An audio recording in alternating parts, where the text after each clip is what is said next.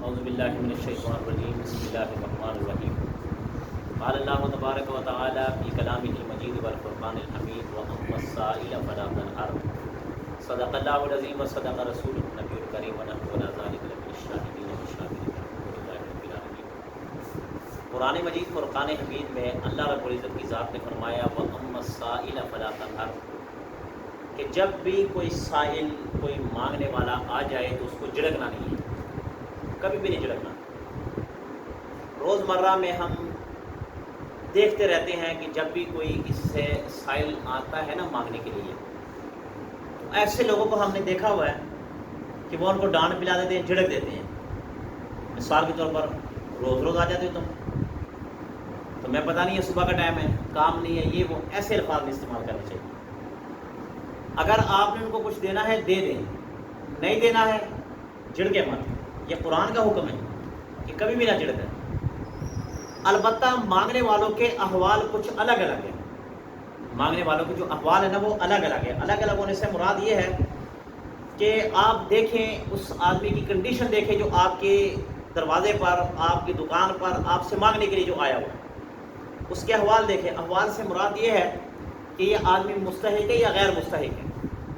اگر تو یہ آدمی مانگنے والا مستحق ہے، مثال کے طور پر بوڑھا آدمی ہے، اب یہ مستحق ہے، کام نہیں کر سکتا، اسی طرح اس کی ٹانگ نہیں ہے، اس کا ہاتھ نہیں ہے، وہ بیمار آدمی ہے، وہ کما نہیں سکتا، وہ مزدوری نہیں کر سکتا، تو اس آدمی کو دے دے اور دے کر احسان مت جتلائیں۔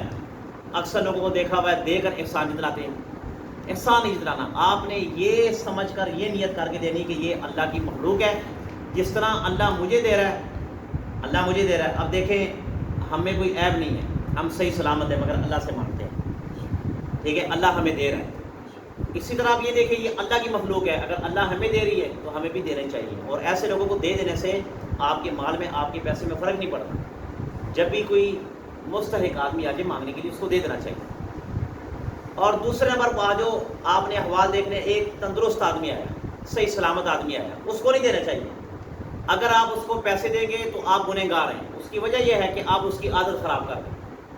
اچھا بھلا وہ کام کر سکتا ہے، مزدوری کر سکتا ہے، دیہڑی کر سکتا ہے، اگر آپ اس کو پیسے دے دیں گے تو آپ کے پیسے دینے کی وجہ سے اس آدمی کی عادت خراب ہو جائے گی۔ اب آپ بھی دے دیں گے، دوسری دکان والا دے گا، تیسری دکان والا بھی دے گا۔ اب وہ کیا کرے گا؟ اب اس نے کہنا میرا دماغ خراب ہے کہ دھوپ میں 20 کلو کی وہ کڑھائی اٹھا کر میں دوسرے چھت پہ لے کے جاؤں، اینٹیں اٹھاؤں، یہ تو ہاتھ پھنسا کے پھلاؤ، پیسہ آ رہا ہے۔ ایسے عادتیں خراب ہو جاتی ہیں۔ ایسے آدمی کو قدر نہ دیں، قدر نہ دیں، بلکہ اس سے پیار محبت کے ساتھ یہ کہیں کہ میرے بھائی، میرے دوست، آپ ایسا کریں، آپ کوئی مزدوری کریں، یہ مانگنے سے بہتر ہے مزدوری، مگر غصے کے انداز سے نہیں، سخت لہجے سے نہیں، پیار سے محبت سے، ہو سکے تو اس کو کچھ کھلا پلا کے اس کو یہ بات کہہ دیں کہ میرے بھائی مانگے نہیں، مانگنا اچھا نہیں ہے، آپ کام کریں، آپ کو اللہ تعالیٰ نے صحیح سلامت بنایا ہے، تو لہٰذا آپ دوسروں کا حق مت کھائیں۔ اب یہ جو صحیح سلامت مانگنے والے آتے ہیں نا، یہ جو معذور ہوتے ہیں ان کا حق کھا جاتا ہے۔ اس کی وجہ یہ ہے کہ جب آپ ان کو 20-30 روپے 40 روپے دے دیتے ہیں، ساتھ ہی معذور آ جاتا ہے، آپ کی جیب میں 30-40 نہیں ہوتے، خالی بٹوا ہوتا ہے، تو آپ کہتے ہیں اللہ بھلا کرے۔ آپ کو پتا، آپ کہتے ہیں اللہ بھلا کرے۔ اب تو دیکھیں یہ جو معذور تھا اس کا حق کون لے گیا؟ یہ صحیح سلامت والا آدمی۔ اور آج کل یہ پیشہ بن گیا، پتہ آپ کو، جتنے بھی چنگڑیاں عورتیں ہیں، یہ عورتیں ہوتی نا، یہ چگیوں میں رہنے والی، یہ پاتو، ان کو آپ دیکھ لیں، یقین مانو ایک نکلتی دوسری آتی، دوسری نکلتی تیسری آتی، چوتھی آتی، پانچویں نکلتی، اس سے لین بنی ہوتی ہے۔ بس ایک آگے دکان پہ اللہ بھلا کرے، ٹھیک ہے نا، اب اس کو دے دو، دوسری آ جائے گی، تیسری آ جائے گی، یہ پیشہ بن گیا ہے۔ بلکہ میں نے تو ایک کو روک کر کہا، میں نے کہا تم ایسے کیوں کرتی ہو؟ میں نے کہا آپ اپنے خاوند کو بھیجے، وہ کام کرے۔ تو اس نے کہا کہ ہمارے اندر یہ پیشہ ہے کہ جب ہماری شادی ہوتی ہے تو ہم اس سے ایگریمنٹ پہ شادی کرتے ہیں کہ یہ عورت کما کر لائے گی اور وہ دھوتی پہن کے تاش کھیلے گی۔ آپ کو پتا چگی میں بیٹھا ہوتا ہے، وہ تاش کھیل رہا ہوتا ہے، اور بیوی بیچاری جا کے باہر جنا در در کی جو ٹوکرے کھاتے، اس نے بچہ بھی ساتھ اٹھایا ہوتا ہے، گرمی میں مانگتی، وہ بیچاری بھی مجبور ہے، مگر دینا نہیں ہے۔ ظاہر بات ہے جب ایک دن خالی ہاتھ جائیں گی، دوسرے دن خالی ہاتھ جائیں گی، تو اس دلے کو کچھ شرم تو آئے گی نا، جو گھر میں بیٹھا ہوا ہے، کچھ نہ کچھ اس کو حیا تو آئے گی نا کہ یار یہ دوسرا دن ہے، گھر میں واپس آ رہی ہے، ہم کھائیں گے کیا، پیئیں گے کیا؟ تو لہٰذا وہ دلہ کام بھی نکلے گا، ضرور نکلے گا۔ اب آپ چلو، جب چگیوں میں وہ سارے بیٹھے ہوتے ہیں وہاں پہ، بڑے مزے سے تاش کھیل رہے، جیسے یہ علاقے کے نمبردار لوگ ہیں، یقین مانو دھوتیاں پہنی ہوتی، تاش ان کے ہاتھ میں ہوتے ہیں، اور سگریٹ لگائے ہوتے ہیں ایسے کر کے کش بھی لگاتے سگریٹ ایسا پکڑا ہوتا ہے اسٹائل کے ساتھ. تو آپ سمجھتے کہ یہ علاقے کا نمبردار آدمی ہے، حالانکہ میرے نزدیک علاقے کا دلہ آدمی ہے کہ جو اپنی بیوی اور بچوں کو باہر کر دیتا اور خود جا کے کھیلتا رہتا ہے. ایسا نہیں. تو لہٰذا مستحق آدمی کو دینا ہے، جو غیر مستحق آدمی اس کو نہیں دینا.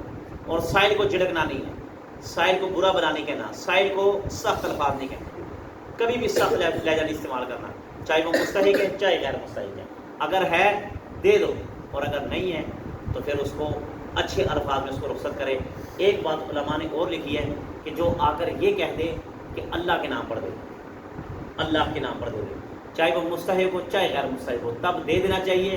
اگر مستحق ہے اس کو دے دے، اگر غیر مستحق ہے تو اس کو یہ کہہ دے کہ یہ حق آپ کا بنتا نہیں ہے، یہ جو میں آپ کو دے رہا ہوں یہ آپ کا حق نہیں بنتا. ٹھیک ہے، آپ مستحق نہیں ہیں، آپ غیر مستحق ہیں، آپ صحیح سلامت آدمی. جو آپ کو میں نوٹ دے رہا ہوں یہ صرف پاک رب کے نام کی وجہ سے دے رہا ہوں، لہٰذا آپ مانگے نہیں. آپ اللہ کے نام کو کیوں استعمال کر رہے ہو؟ اس میں سمجھ آ رہی ہے؟ یہ سمجھانے کا انداز آپ کا ہونا چاہیے.